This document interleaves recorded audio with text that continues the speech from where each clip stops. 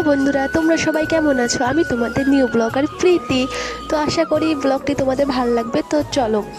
তো আজকে মানে মানে আজকে দিনটা বুধবার, তোমরা সবাই জানো। আর আজকে আমি ধরেছি ঘরটা ঝাড়তে, মানে কি বলবো, আর এত জামা কাপড় রয়েছে। তো ভাবছি আজকে বুধবার দিনটা, তো ঘরটা আমি ঝেড়ে নিই। তো ঝাড়ার কারণটা হচ্ছে গাইস, যেহেতু নববর্ষ সামনে, মানে পয়লা বৈশাখ, যে আমাদের মাঝখানে মানে এত নিয়ম যে ঘরের এক কোনা মানে জিনিস রাখতে নয়, সবগুলা কিন্তু ধুয়ে দিতে লাগে। আর আর আমাদের মাঝখানে কিন্তু এটাও গাইস, যেরকম শনিবার, মঙ্গলবার, মানে জলমবার, এই দিনগুলাতে কিন্তু ঘর ঝাড়তে নেই। তো ভাবছি যে আজকে বুধবার আছে, তো ঘরটা কিন্তু আমি ঝেড়ে নিই ভালোভাবে। আর এই যে দেখতে পাচ্ছ, আমি কিন্তু জানলা মানে সব কিছু এগুলা মানে মুছতেছি আর কি, অনেক ধুলো হয়ে গেছে। আর ভাবছি যেহেতু নববর্ষ, এগুলো রাখতে নেই, তো মেয়েটাকে ঘুম পাড়ায় আমি এসব কিন্তু কাজ শুরু করে দিয়েছি। আর খাটটাতে অনেক ধুলা পড়ছিল, ভাবছিলাম যে খাটটাও একটু মুছে দিই। তো মুছলে আবার মানে মনে মনে ভাবলাম যে নাকি মুছলে আবার রং টংগুলো কিছু হবে, তো দেখলাম যে থাক, হবে তো হবে, কিন্তু ধুলো পড়ছে, এগুলো রাখতে নেই, আমি আর রাখবো না, আমি সব ধুয়ে নিব। আচ্ছা বন্ধুরা, আমাদের মতো তোমাদের কি মাঝখানে এই নিয়মগুলো আছে? তোমরা কিন্তু অবশ্যই আমাকে কমেন্টে জানাবা, কারণ আমিও জানতে পারবো যে আমার মতন মানে আমাদের মতন মানে সবার ওই নিয়মটা রয়েছে।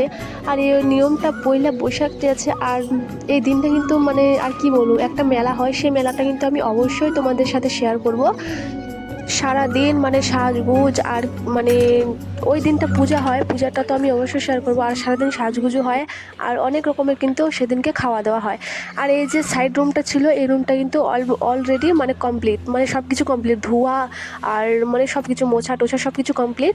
আর আমার এখানে কয়েকখানা শাড়ি রয়েছে, একটা আমি ধুয়ে দিয়েছি, আর ওই যে ব্ল্যাঙ্কেটগুলা এটাও আমি ধুয়ে দিয়েছি। এই নববর্ষটা আর দুর্গাপূজা, এই দুই বছরটায় এত জামা কাপড় তো থাকে থাকে, মানে এই যে ব্ল্যাঙ্কেটগুলো আছে, কিন্তু সারা মানে ধুতে লাগে। তো এমনি থেকে তো এগুলো ধুয়ে থাকি আমরা। তো এখানে মানে সব কাজ কমপ্লিট করে এখন আমি রান্না করতে আসলাম। তো এখন বাজে গাইস প্রায় মানে 10:30, বলো 10:30টায়, তো আমি মানে কোনো দিনও রান্না করিনি, তো কি হবে।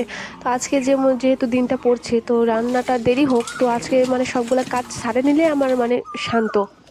আর আমার একটা নিয়ম আছে গাইস, মানে ঘরে যা হোক, মানে যা কেন কোনো কাজ হোক না কেন, সব কিছু কাজ করে নিলে কিন্তু আমার মনটা অনেক ভালো লাগে। তো এখানে মা আসছিল দোকান থেকে, আর কয়েকটা শাক দিল, বললো যে শাকটা করে নিস, আর মানে শুকটা মাছ দিয়ে কিছু একটা ভাজা করে নিস। আর যেহেতু আজকে দেরি হয়ে গেল গাইস, আর বেশি রান্না করা যাবে না, তাহলে খাবো কবে। তো এখানে মা ঘুগনি আনছিল দোকান থেকে। আর একটা নিমকি ভেঙে নিয়েছি আমি ঘুগনিতে, আর কয়টা মানে মুড়ি। তো ঘুগনিতে যদি তোমার নিমকি ভাঙে খাও, মানে কি বলবো, যে অসাধারণ, মানে হ্যাঁ, মানে সেই লাগে খেতে, সেই থেকে সেই লাগে, অনেক সুন্দর লাগে। তো অনেক দিন থেকে মানে দু তিন দিন হয়ে গেল প্রায়, তো অনেক দিন থেকে আমি ব্লগ দিইনি, মানে তো লং ভিডিও দিইনি। তো আজকে ভাবলাম যে এটা শেয়ার করা যাক তোমাদের কাছে। তো একটু শেয়ার করতে চলে আসলাম গায়ে, সমস্ত কিছু করে টোরে শাকগুলো ধুয়ে আমি কিন্তু এখানে ওই যে শাকটা মানে বসিয়ে দিয়েছি।